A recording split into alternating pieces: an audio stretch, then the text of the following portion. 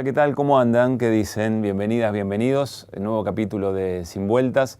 Hoy para invitarlos a la charla con Ari Lijalad, periodista, integrante de una nueva generación. Va a ser interesante indagar acerca del periodismo que viene. En estos momentos están en debate, en cuestionamiento, desde la objetividad, desde la utilización de las fuentes, de la incidencia en la opinión pública.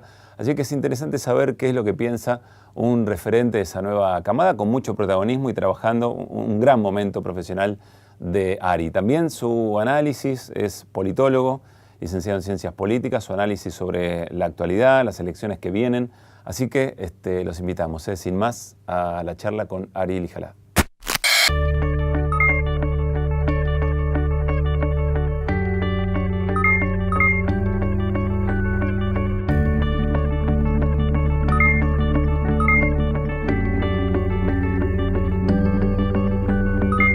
¿De vos? ¿De qué vamos a hablar?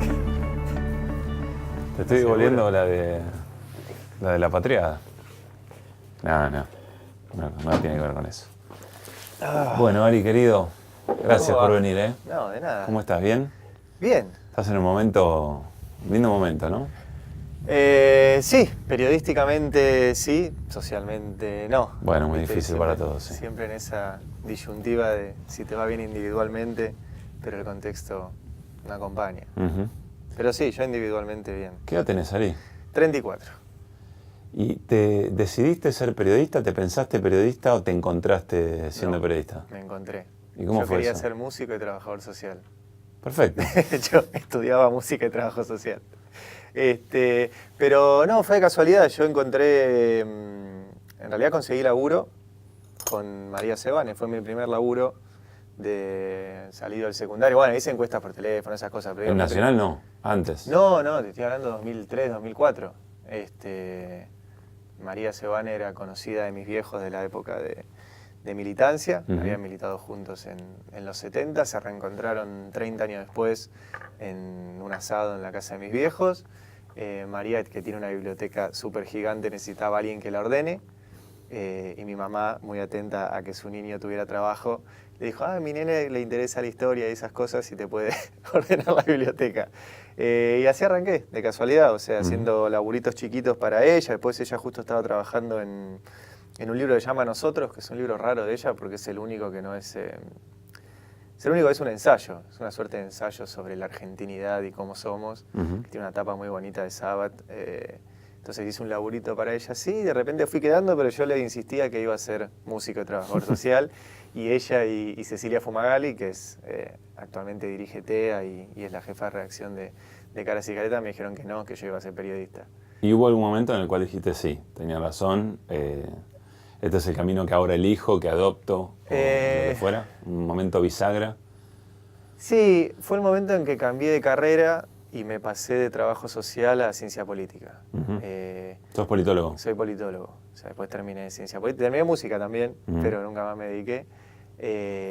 Y ese cambio yo creo que ahí tuvo que ver con qué tipo de periodismo quería hacer. O sea, donde ya empecé a ver que el periodismo que a mí me interesaba no era el periodismo, sin despreciarlo, ¿no? Pero ni del día a día, ni del chisme, ni de los títulos, sino que quería hacer periodismo sobre lo que estudia la ciencia política, que es el poder. Entonces ahí sí creo que pude conjugar un poquito la formación y las lecturas académicas con el laburo cotidiano y María un poquito hacia eso. Pero ahora estás en un rol distinto porque estás conduciendo. ¿Primera vez que conducís programa? Sistemáticamente sí. Me tocó en Radio Nacional hacer reemplazos y... Pero ahora es tu programa ahora y es mi programa, sí. Y eso te obliga un poco, ¿no? Como a abrirte un poco, salir de la columna más específica. ¿Cómo te llevas con eso? Tuve la suerte que me agarró ahora. Me agarró ya más formado y habiendo pasado por distintas experiencias de haber laburado con conductores que trato de acercarme un poquito. Tipo Daddy Brieva, Daniel Tonietti, bueno, el mismo Navarro. Pero sí, ahí me tengo que... Yo igual fue una decisión que la charlábamos con el Tano Gentili, que es el director de la radio, y con el resto de la mesa, que yo no quería convertirme en un conductor simplemente. O sea, yo sigo siendo periodista con un rol de conducción, entonces Sí, te salís un poco porque incluso la radio tiene esos momentos de distensión y de divertirnos y de tratar de que el oyente no esté todo el tiempo con el dato duro, pero yo hago mis columnas como conductor igual que las hacía como columnista y después bastoneo. Yo tengo un programa de radio medio atípico, o sea, son todo número 10 y yo.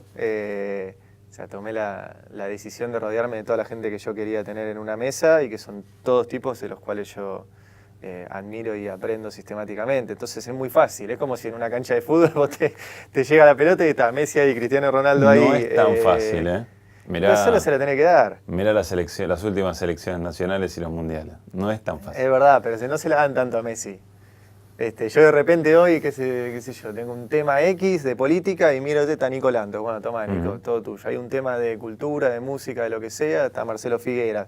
Hay un tema de investigación periodística, viene Horacio Berbisky 3 veces por semana. Ni más ni menos. Está Graciana Peñafort, Maritina Boitis, Flor Alcaraz con todos los temas de género, pero también de sociedad. O sea, yo tengo un equipo para mí soñado. Entonces, en ese sentido bastante fácil y también lo armamos con dos criterios. Uno ese, o sea, la gente que yo quería en términos profesionales, y el otro en términos humanos. Es imposible hacer un programa de radio, o al menos para mí, si hay peleas de ego, si hay este hablo más, este hablo menos, este me robó el micrófono, este... ¿Te sentís incómodo en el medio en general? ¿Te jode el medio? ¿Lo ves críticamente?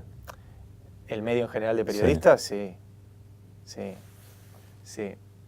Me siento que somos muchos bichos raros, no soy el único, pero que es un medio primero muy bastardeado por las propias empresas.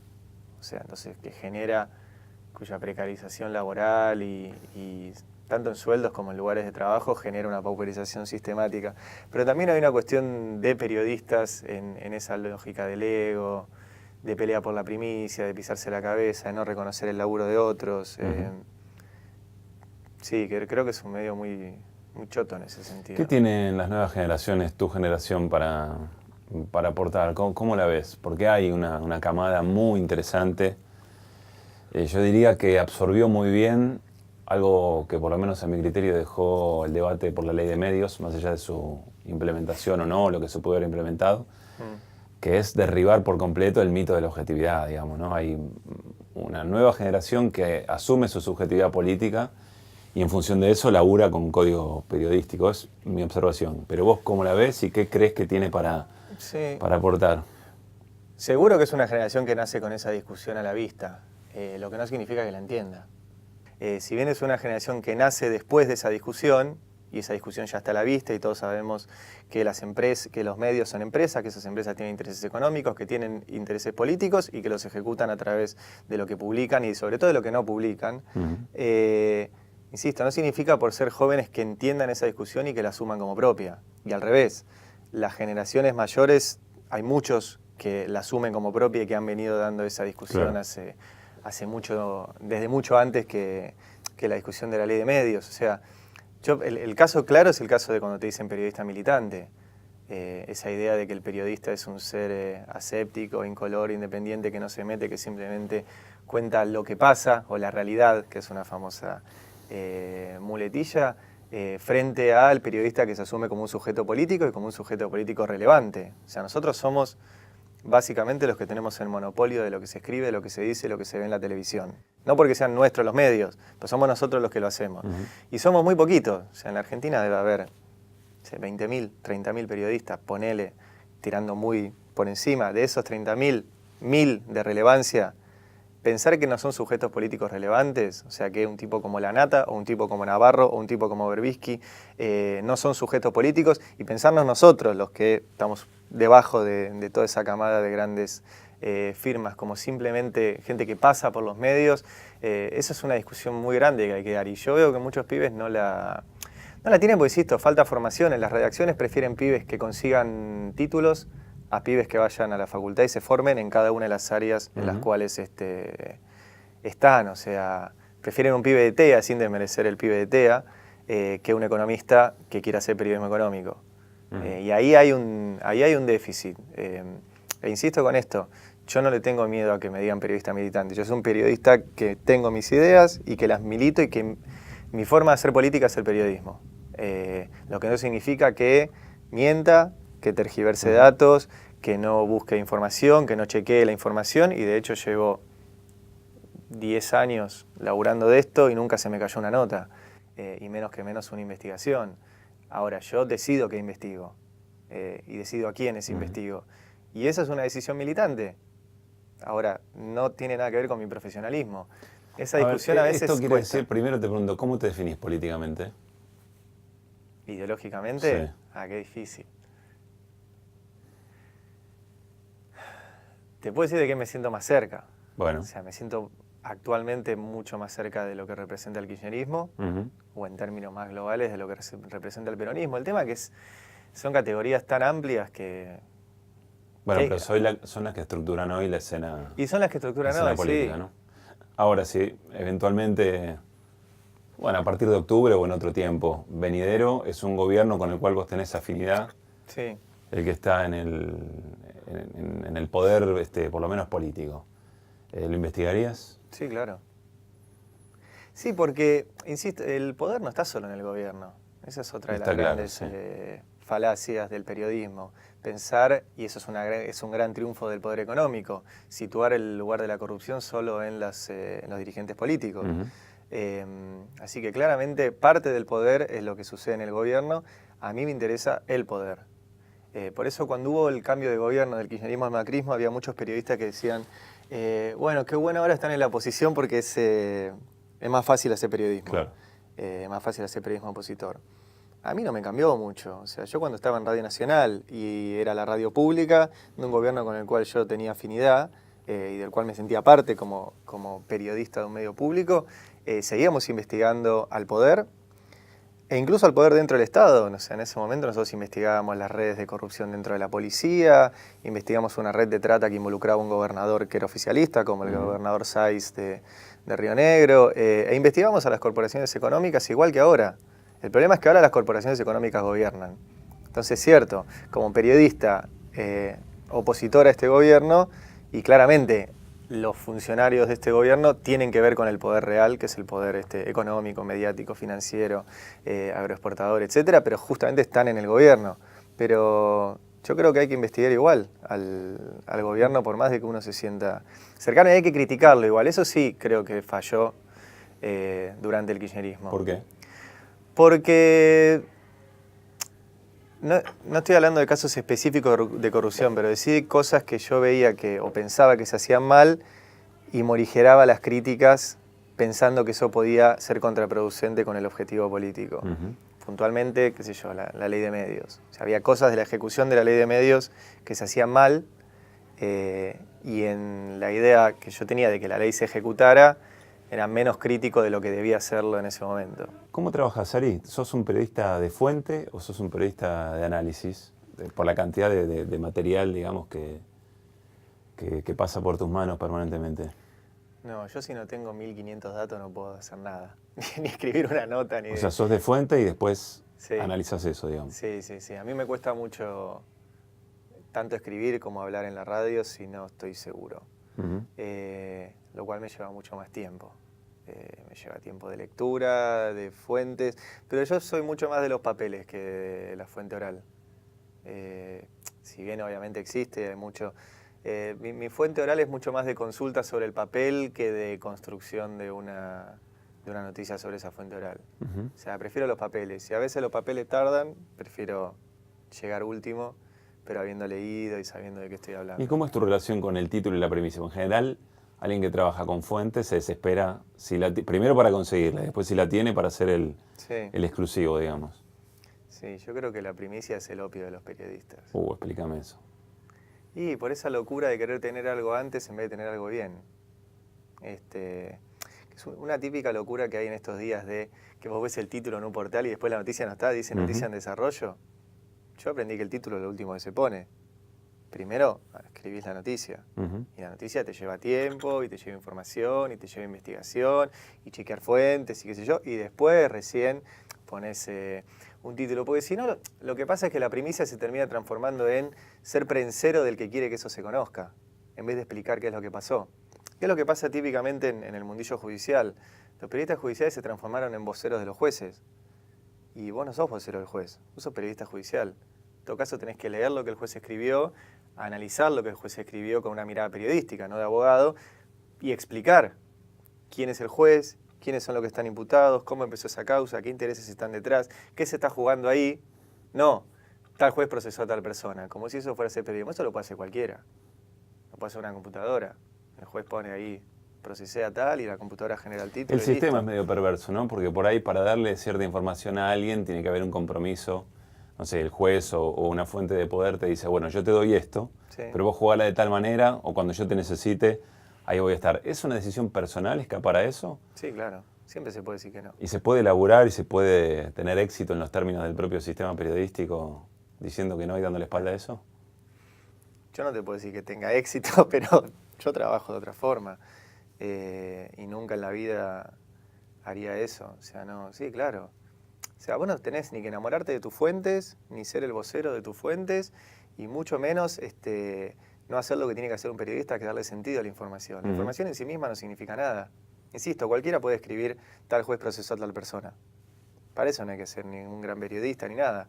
Lo único que hay que hacer es tener acceso al juez. Ahora, eso, a mi entender, no tiene nada que ver con el periodismo que yo quiero hacer. Entonces, yo llegaré último, sí, pero voy a leer el fallo. Quiero preguntarte por algo que en general mostrás poco o lo mostrás al final después de tu adicción a los papeles y a los datos, digamos, por decirlo de alguna manera, que es tu costado de analista político, de politólogo. Sí. ¿Cómo lo ves a Macri? Lo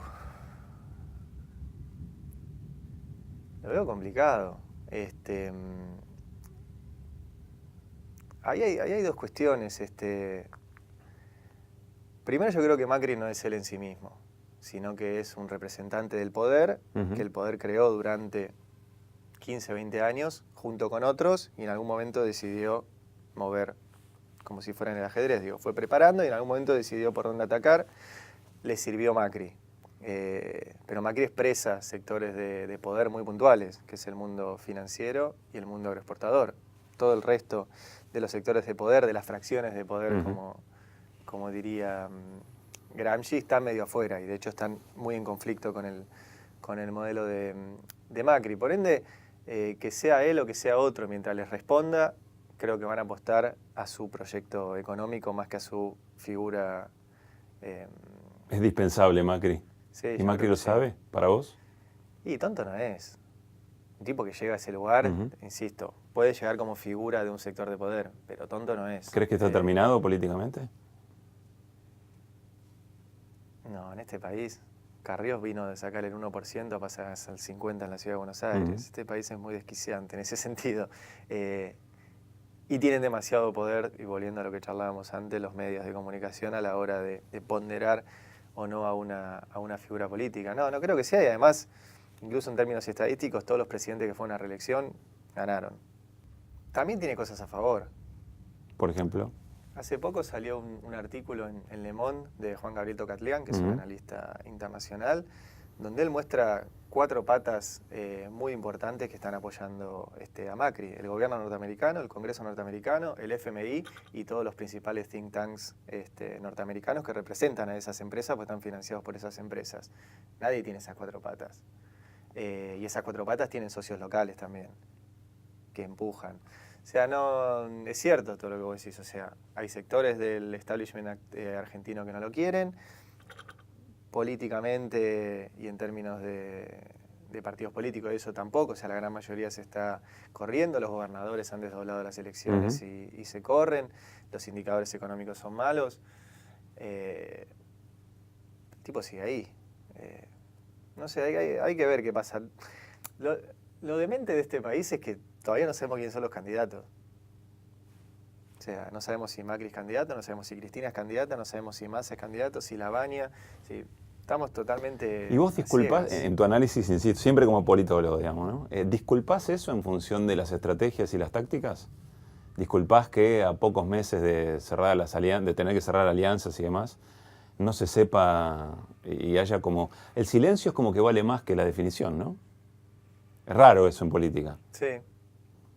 Sí, hay pocas definiciones también.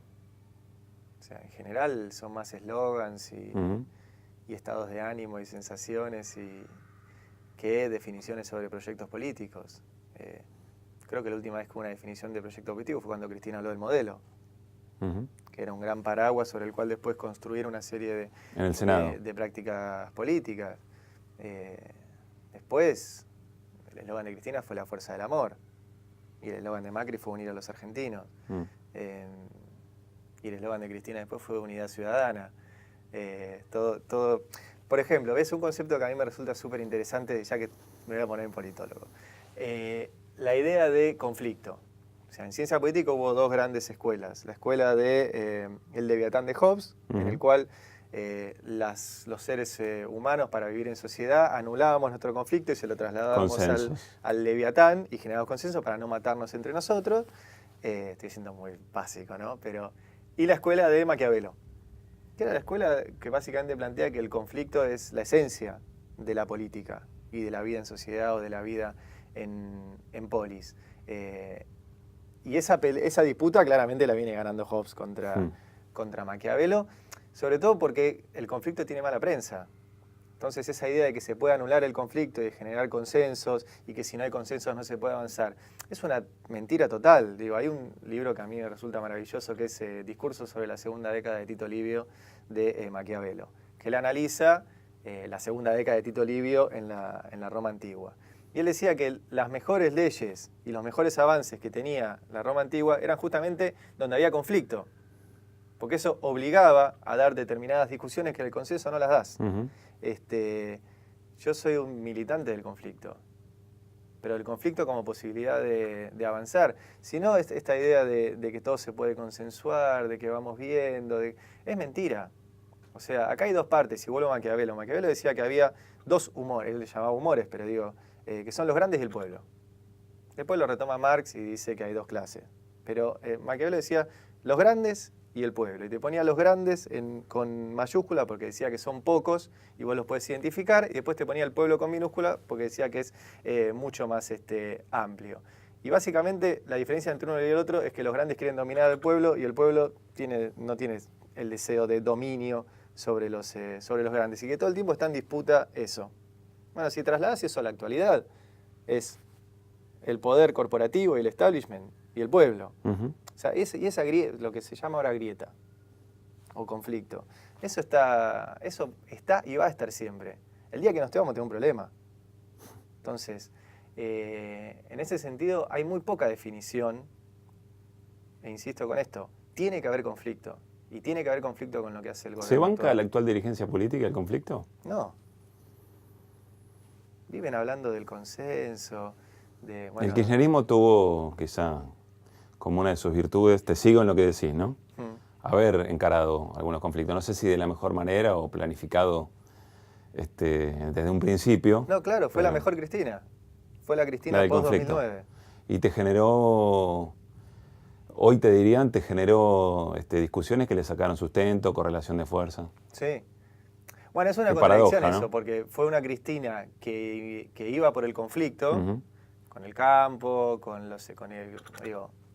campo, YPF, medios, o sea, que iba por sector financiero, o sea, una Cristina que reformó la Carta Orgánica del Banco Central, estatizó YPF, estatizó los ferrocarriles, fue por la ley de medios, nacionalizó la CFJP, o sea, fue por el conflicto, de verdad, por el dinero, por los recursos naturales, por el mundo financiero, por la ciencia, creó un Ministerio de Ciencia. Es una pavada crear un Ministerio de Ciencia, pero rompés la lógica corporativa de los laboratorios, de las empresas de armas, o sea, generarse en el Estado un lugar para generar conocimiento que genera dinero al final, y que está monopolizado por el sector privado. O sea, todo eso dio ese conflicto. Ahora, mientras daba todos esos conflictos, se iba quedando sin intermediación entre ella y el pueblo. Se iba peleando con los sindicatos, se iba peleando con los partidos políticos, o sea, y quedó Cristina y el kirchnerismo inorgánico. Y hoy ves que Cristina revirtió esa situación y volvió a tener diálogo con un montón de sectores que habían perdido. Lo cual abre la pregunta sobre a cuántos conflictos estaría dispuesta si volviera a tener. Claro. Bueno, a mí eso me preocupa. Ver determinados actores que no querían dar claro, que estén tan cerca y armando. Y que estén tan cerca, sí, claro. El problema de los Fernández. Y sí, porque después... Toda la discusión actual es, bueno, no hablemos de nombres, hablemos de programas. Sí. Yo hasta ahora no vi ningún programa, ni de nadie. Es un problema plantear un programa, ¿no? No por el qué, por el cómo. Claro. Porque tenés que plantear eso. Entonces nadie está escribiendo un programa de gobierno. Están todos viendo quién mide en las encuestas, quién le va mejor, quién le va peor, quién opera las encuestas en los medios, quién tiene las encuestas que valen, que son las que hacen y no se publican. Yo no vi hasta ahora un programa de gobierno de nadie para después discutirle los nombres. Porque un programa de gobierno implica decir, vamos a tener problema acá. Ari, si tuvieras que medir responsabilidades respecto de por qué el macrismo logró avanzar como avanzó y generar tantos retrocesos en un montón de cosas que se habían conquistado, con todas las discusiones y contradicciones que venís planteando, ¿le asignás más responsabilidad a ese 50% de la sociedad que vota a Macri sabiendo más o menos lo que representaba, que hoy tiene una expresión en, mira, la verdad que vivo peor, pero voto en contra de mis propios intereses, pero la verdad al pasado no vuelvo más? ¿O tiene más responsabilidad ese dirigente que fue electo para representar un modelo y terminó convalidando otra cosa, digamos? Bueno, lo primero que hay que decir es que nada es irreversible, que fue una de las consignas que tuvo el kirchnerismo y que Macri demostró que no era así. O sea, cada una de las políticas que llevó adelante el kirchnerismo, Macri las revirtió. Y las revirtió con éxito para sus intereses. Y lo tenía todo planificado. O sea, no hubo nada de improvisación en el gobierno de Macri. El tipo asumió y a los 15 días ya enderezó el rumbo hacia donde él quería. Digo, mega devaluación, eliminación de las retenciones, derogación de la ley de medios, 2 jueces de la Corte por decreto. Sí, había una agenda muy clara, digamos. Tenía todo escrito y no fallan. Todo escrito y no fallan. Después ahora, ¿tuvo poca oposición? Sí, tuvo poca oposición. El rol de buena parte de lo que fue votado como oposición en el Congreso fue lamentable. Ni hablar de los que directamente se pasaron de bando, pero eso fue lamentable. Después hay que ver hasta qué punto la movilización social tiene efectividad. O sea, hay mucha crítica de que hubo poca movilización social. Yo creo que no. Yo creo que hubo movilizaciones sociales muy importantes, por eso fueron tan reprimidas. Pero bueno, le podés pedir a la gente que esté todo el día movilizándose y haciendo cacerolazo todos los días, haciendo movilización todos los días. O sea, después la vida sigue. Y la gente tiene que levantarse, darle el desayuno a los pibes, llevarlos a la escuela, ir a laburar 8 horas, volver y en algún momento informarse. No sé si podría haber habido más resistencia en ese sentido. En el Congreso sí fue lamentable. Después, qué sé yo, cada uno de los dirigentes, por algo son dirigentes políticos y nosotros somos simples periodistas. Yo puedo opinar de lo que a mí me hubiera gustado que hicieran algunos dirigentes opositores o puntualmente Cristina. Ahora, ella evaluará otras cosas como dirigente. A mí me hubiera gustado que estuvieran más presentes y más en la calle y más jugados. ¿Viste que el dirigente político le tiene cierta aversión a la palabra traición o le cuesta señalar traidores? ¿Para vos entra dentro de tu vocabulario de análisis la traición? Sí, claro. Un tipo que traiciona no es confiable, para nadie. Después te dicen la típica frase, te citan a Perón, de que las casas se construyen con barro y con boste, qué sé yo, y que solo con los buenos no llegas a ningún lado. No sé, hay ejemplos en la historia que sí, que pasó, y hay ejemplos que no. En Inglaterra, el caso de Corbyn ahora, que el tipo tiene su agenda y va para adelante y dice, es esta, el que le gusta, el que no le gusta, tiene otros tantos partidos para hacerle, le está yendo muy bien. Sí, es decidir que acumular fuerza política a mediano plazo, por ahí no es en lo inmediato. Sí. Che, no, hasta donde vos quieras de tu vida personal, digamos, ¿no? Pero ¿cómo convalidás la cantidad de horas que laburás?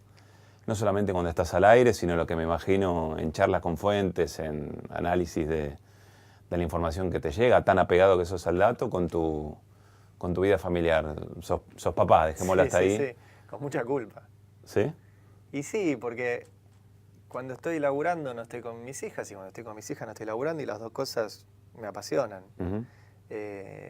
Con mis hijas y con mi mujer, digo, con mi familia. Así que siempre con culpa. Pero, qué sé yo, le busco la vuelta. Yo tengo mucha ayuda familiar, tíos, primos, abuelos, etcétera, que dan una mano con esto, con, che, salió algo. Y yo me voy corriendo a buscar un dato, una fuente, un papelito que acomodar a las nenas en algún lado, me está costando mucho dejar el celular. O sea, sé que... Incluso en la escena familiar. Sí. Estás muy pegado al teléfono. Sí. Irás militante de lo contrario. Sí. Sí, eso es un error total. De hecho, en mi casa pasa al revés. Mis hijas me reclaman que deje el celular. En vez de reclamarle yo. Nosotros no les damos tablet y esas cosas no hay. Pero ellas me reclaman a mí que yo deje el teléfono y tienen razón, qué sé yo. Pero después durmiendo poco. O sea, yo me levanto, bueno, ahora que hago radio me levanto más temprano, pero yo antes de hacer radio me levantaba muy temprano para tener tiempo para leer. Qué sé yo una causa judicial la leo entera. Entonces, qué sé yo, en el caso del juez de lo que se está investigando en Dolores, ya tiene casi 20 cuerpos. Y bueno, cada cuerpo tiene 400 y pico de páginas, voy leyendo 4000 y pico de páginas de eso.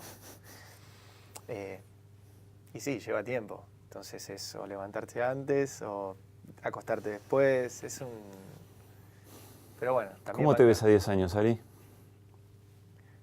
Con un bar de whiskies. La verdad, en este momento estoy muy entusiasmado con el proyecto del Destape. Con un proyecto que ahora es pequeño tirando a mediano. O sea, es un proyecto que tenemos un portal, que tenemos un programa los domingos, que tenemos una radio, que tenemos un noticiero, en donde yo soy de los más viejos, lo cual está genial porque hay mucho lugar de intercambio con pibes que por ahí llevan 2 o 3 años laburando de esto, y que es un proyecto además sostenido todo por suscriptores. Entonces no tenemos límites editoriales por la pauta o por... Te pregunté por vos y me hablas de un proyecto, así que de acá a 10 años te ves jugando un rol importante en un proyecto con esa característica. Sí, me veo en un proyecto colectivo comunicacional. Eso, por eso. Veo que en 10 años, con todo lo que estamos haciendo, puede ser uno de tantos, o sea, espero que no sea el único, uno de tantos proyectos colectivos de comunicación y estar ahí, es lo que yo sé hacer. Después el bar de whisky, el día que me gane el loto, me lo pongo. Gracias, querido. Nada, vos. Gustazo, ¿eh?